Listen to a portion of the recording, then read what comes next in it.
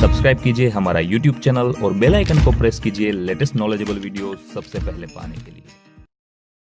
MB college of education Darbhanga के हैं, ये बीएड के छात्र हैं और इस टॉपिक के ऊपर अपनी बात रखेंगे। सुमित कुमार। यहाँ उपस्थित परम आदरणीय शिक्षक हैं, प्रधानाचार्य अध्यक्ष महोदय और सभी छात्र बंधुओं, सबका मैं अभिनंदन करता हूँ। हमारा जो विषय है कि आधुनिक शिक्षा जो है, आज की शिक्षा क्या सामाजिक चुनौतियों का सामना कर पाई है, विफल रही है। मैं इस सत्य का समर्थन करता हूँ।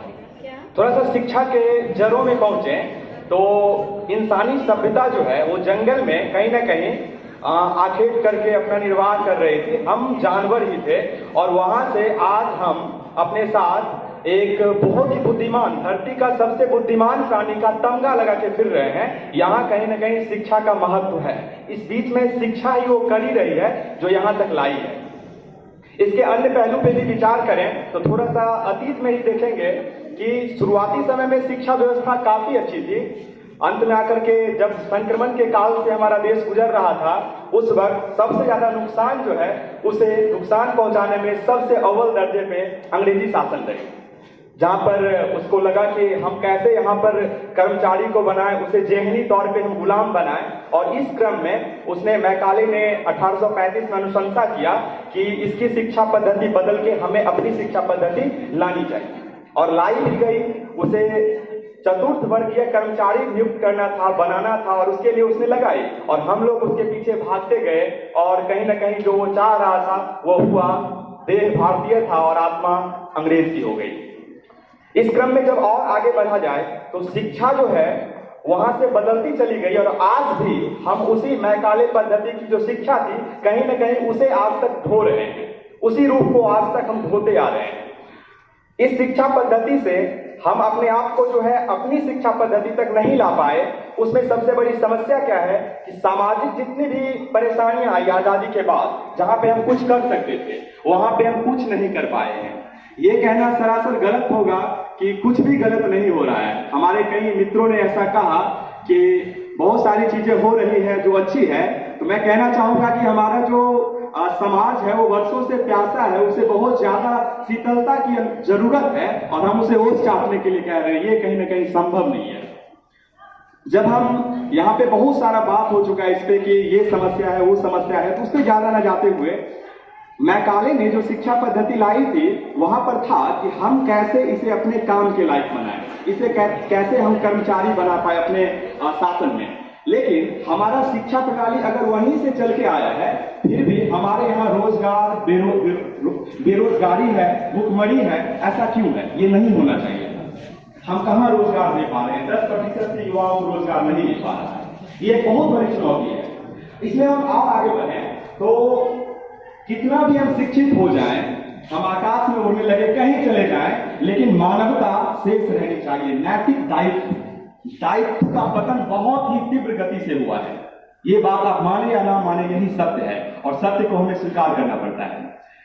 हम यहाँ पे हिंसा की बात करते हैं, बहुत सारे अपराध की बात करते हैं, घरेलू अपराध की बात करते हैं, स्त्रियों के साथ अपराध हो रहे हैं, भ्रूण हत्याएं हो रही है, बहुत सारी एफआईआर जो है, लिस्ट काफी लंबी है।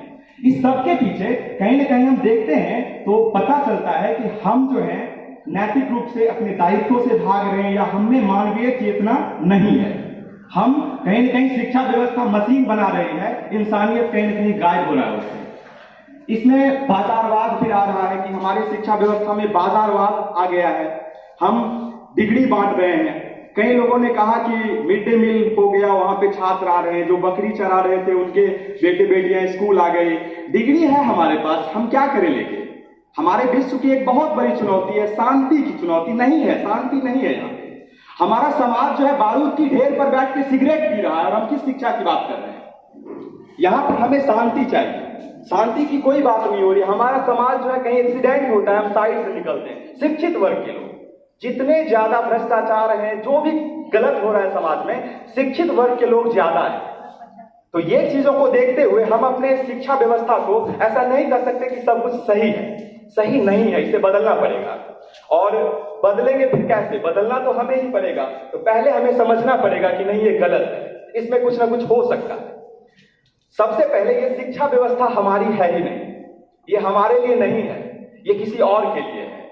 आप एक जो है आप पैमाना बना लो और उसी पैमाना से आप आलू भी नापो, प्याज भी नापो, दूध भी नापो और बुद्धिमत्ता भी मापो, मानवता मापो, तो ये संभव तो है नहीं। सबके लिए अलग अलग जो है सो स्केल है, उससे मापना पड़ता है।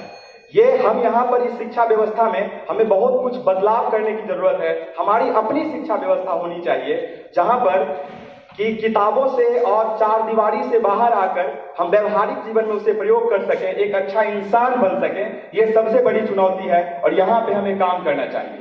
मुझे लगता है कि कहीं ना कहीं कभी जाकर हम काम जरूर करेंगे।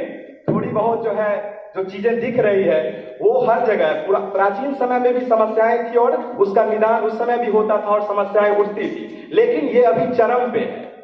मैं अंत में ये जो अभी शिक्षा व्यवस्था है उसके लिए मैं दुष्यंत कुमार का एक शेर कहना चाहूंगा और वाणी को विराम दूंगा। ये काफी सटीक है।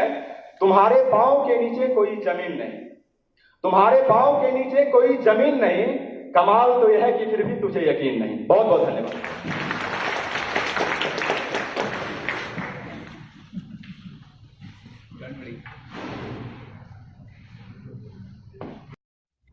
सब्सक्राइब कीजिए हमारा YouTube चैनल और बेल आइकन को प्रेस कीजिए लेटेस्ट नॉलेजेबल वीडियो सबसे पहले पाने के लिए।